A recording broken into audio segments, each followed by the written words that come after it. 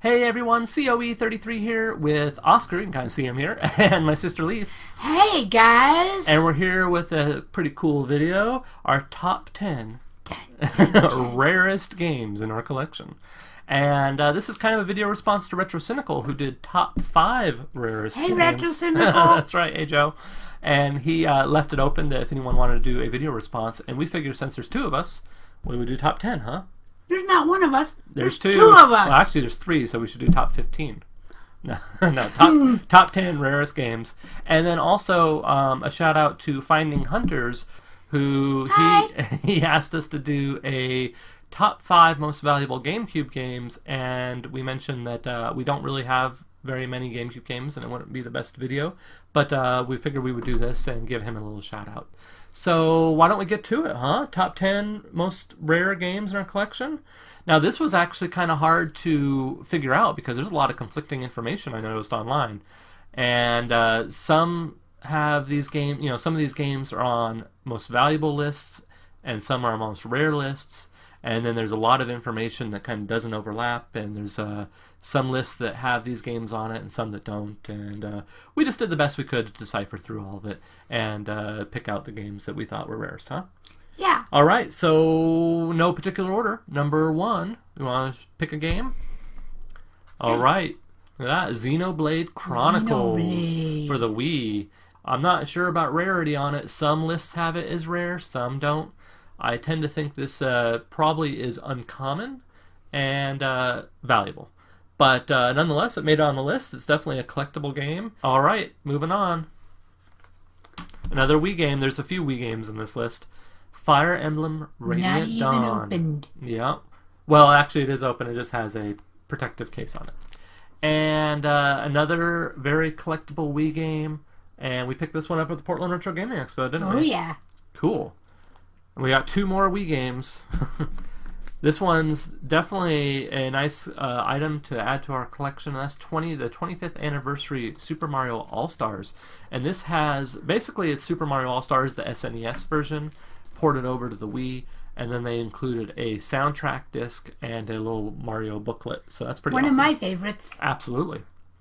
And then next is a very collectible game. Now this came out and it was only available for about 6 months, and then Nintendo stopped printing these, and that's the Metroid Prime Trilogy Collector's Edition with the Steelbook. And this is one that I tried for the DS, and You weren't feeling it? it was way too hard. And this is an awesome game. It has 3 of the Metroid Prime games in it, included in the cool Steelbook, and it's definitely collectible and rare. Alright, that's all the Wii games.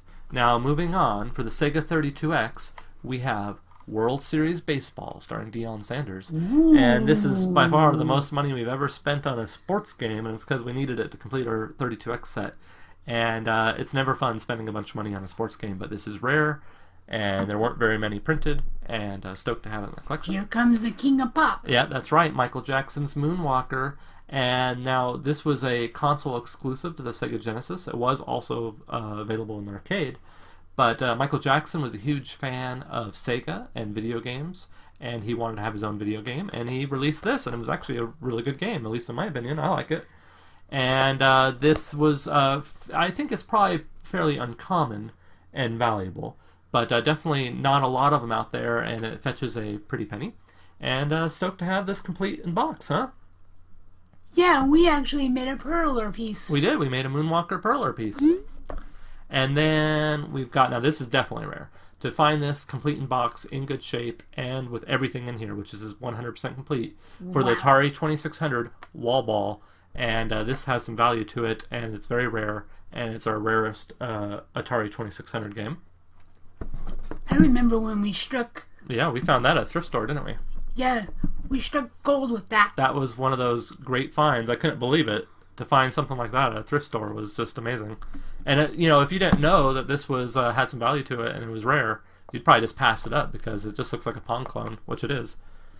All right, and moving on, we have a very nice item here. Here, I'll take the statue and you show them the box. How about that?